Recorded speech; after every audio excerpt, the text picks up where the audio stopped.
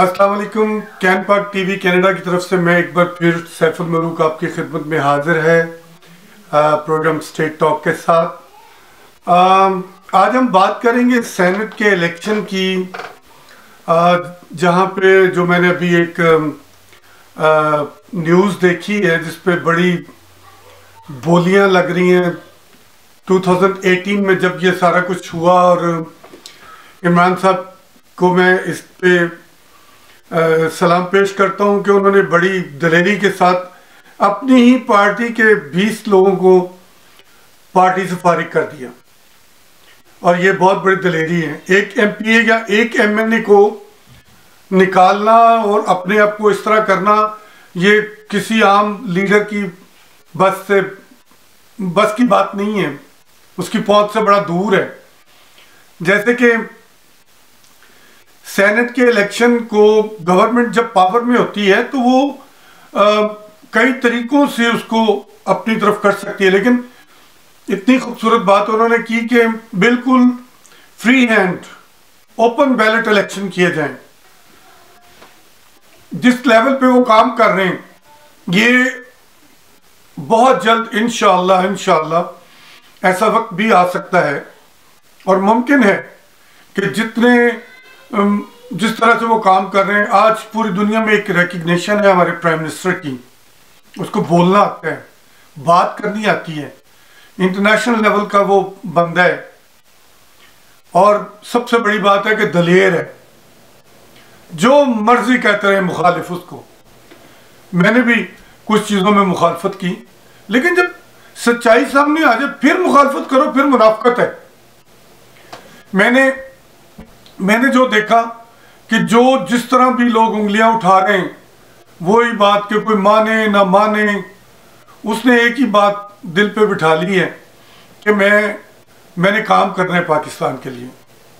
मैं आपको इमरान साहब की एक और बात बताऊं कि इमरान साहब चाहते तो पाकिस्तान के वजीर आजम से ज्यादा बेहतर जिंदगी गुजार सकते थे। वो कोई छोटी जगह पे नहीं खड़े हुए थे, जाके कोई छोटी जगह उनकी शादी नहीं हुई थी। जो मर्जी आप कह लें, ये जितने पॉलिटिशियंस, जितने मुल्ला हजरात, जितने हमारे अपोजिट लोग हैं पाकिस्तान की, जो सोच के अपोजिट हैं, पाकिस्तान की जो तरक्की के अपोजिट हैं, ये सारे के सारे लोग, आप यकीन करें, इवन एक आम जो ब्यूरोक्रेट हैं, जो कोई एमएनए हजरात हैं, ये सारे के सारे अगर इनके पास घर नहीं है इंग्लैंड में या अमेरिका में या कनाडा में या स्विट्जरलैंड में, तो इनके पास एक लग्जरी फ्लैट जरूर है और इनके अकाउंट्स बाहर जरूर हैं। ये अपनी रकमों को इधर ही रखते हैं, उनको यकीन ही नहीं है।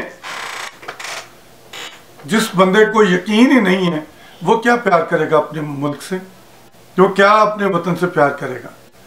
मैं आपको ये बताना चाह रहा हूं कि अब वक्त आया है, हम कुछ देखें तो सही, थोड़ा साथ तो दें, थोड़ा साथ तो चलें। गिराने की बातें करते रहेंगे, वो थोड़ा सा तो देखो तो सही क्या हो रहा है। और मैं मानता हूं कि ये जो डीवैल्यू होती है जब करेंसी, तो महंगाई आती है, और महंगाई एक जगह नहीं आती, पूरी दुनिया में आती है। और वो उसकी वजूहात क्या हैं, उसकी वजूहात क्या हैं?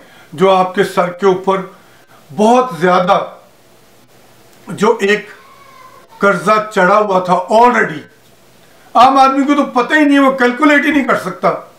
ये नारे लगाने वाले और ये बाकी फेसबुक के ऊपर तमाशा करने वाले लोग जो हैं, उनको तो यही नहीं पता कि ट्रू क्या है।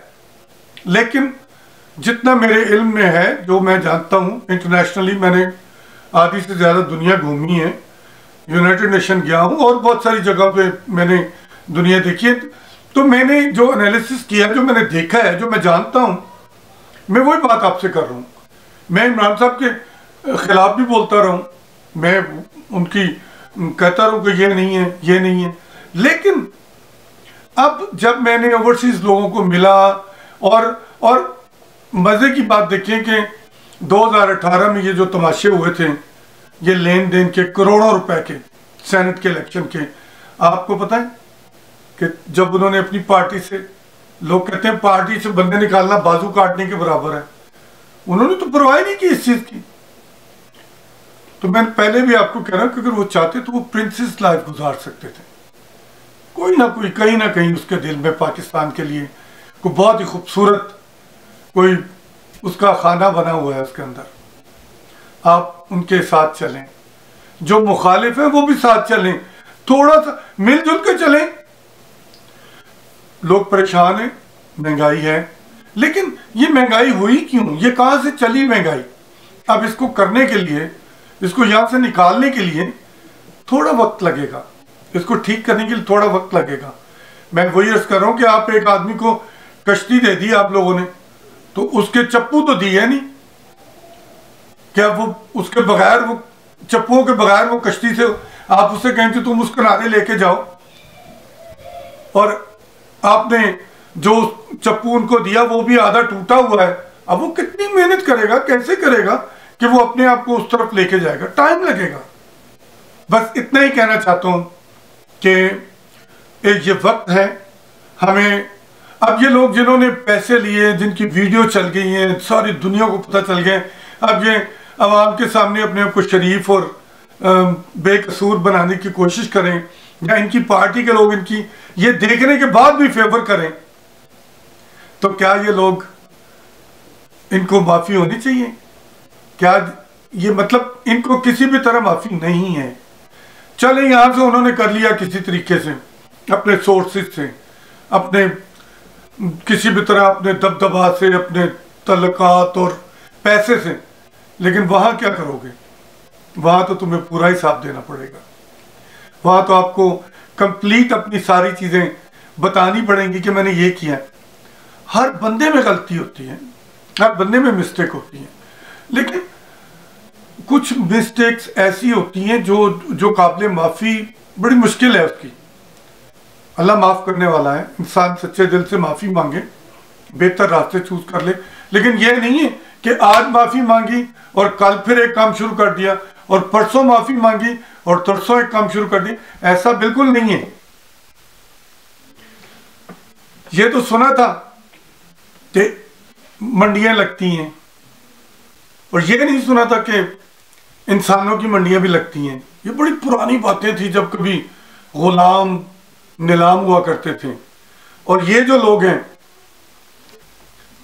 मंडियां, बकरा मंडी लगती थी ईद के ऊपर, मवेशी मंडी लगती थी, सब्जी मंडी है, फ्रूट मंडी है। इंसानों की मंडी कहां पे है पाकिस्तान में? जब इलेक्शन आते हैं, जब तहरीक अदम एतमाद होती है, जब कभी सेनेट के इलेक्शन आते हैं। यारो, ये रब दा खौफ करो, ज़मीर फरोशी है, अपने ज़मीर को बेचना। क्योंकि जब आप ये सब कुछ करते हैं तो उसके साथ आप एक हल्फ भी लेते हैं कि मैं अल्लाह को गवाह करके ये कह रहा हूं, और कि मैंने ये करना है, मैंने ये करना है। अल्लाह को आप निकाल ही देते हैं बीच में से। नहीं, ऐसा बिल्कुल ना करें कि अल्लाह का जहां भी किसी रंग में भी जिक्र हो जाए, किसी भी तरह, तो उसकी लाज रखो, उसके लिए दे दो, जान दे सकते हो तो। जान बचाने के चक्कर में मत रहना।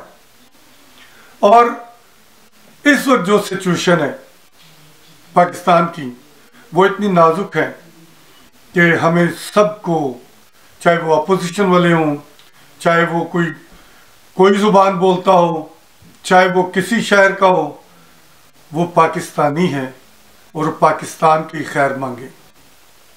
अपने अपने इलाकों या अपनी अपनी जुबानों की बात ना करें। हम सब कलमा गो हैं और हमें ये चाहिए।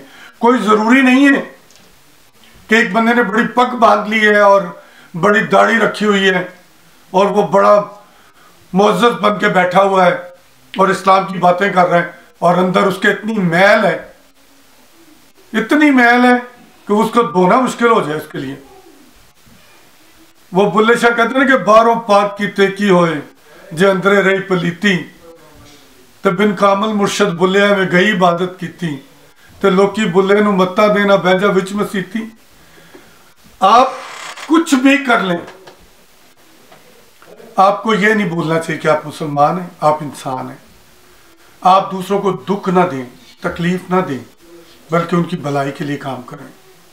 और जो लोग ऐसा करेंगे, ये मेरा ईमान है अल्लाह से, वो तड़पेंगे इस दुनिया में भी और आखिरत में तो उनका हिसाब होगा। आखिरत में तो उनको वो तो जजमेंट डे है। उस दिन तो जज करना है कि तुमने जन्नत में जाना है कि दोज़ख में जाना है। उस दिन तो फैसला होना है। सजाएं जजाएं इधर भी ऑलमोस्ट पूरी हो जानी आपकी। तो आप ये मत सोचें कि दुनिया के ये 4 पैसे इकट्ठे कर लें, 10 करोड़ 50 करोड़ 100 करोड़ 200 अरब, तो ये आपको मरने से नहीं रोक सकते। आपके पास अरबों रुपए हो, सोने के गिलास में आपको पानी पीना मिलता हो और वो पानी आपको हजम ना हो, तो क्या करेंगे आप? क्या करेंगे आप? दुआ करेंगे या अल्लाह। उसके बाद आपके पास कोई दूसरा रास्ता नहीं होगा। आप कहेंगे या अल्लाह मुझे ये हजम हो जाए। क्या करोगे उस दौलत को? क्या करोगे उस पैसे को जो ईमान बेच के खरीदी हो? ये मुल्क कायम है, ये मुल्क ताकतवर है तो आप ताकतवर हैं। ये मुल्क कमज़ोर है तो आप कमज़ोर हो जाएंगे। दुनिया के किसी मुल्क में भी जाके रह लें, आपकी इज्जत नहीं होगी। आपको मखमल का बिस्तर तो मिल जाएगा, लेकिन उस पर आपको नींद नहीं आएगी। मैं यही इल्तिजा करता हूँ आप सबसे कि खैर मांगें, भला मांगें और भलाई करें। इसके साथ ही मैं आपसे इजाज़त चाहूँगा। अल्लाह हाफ़िज़।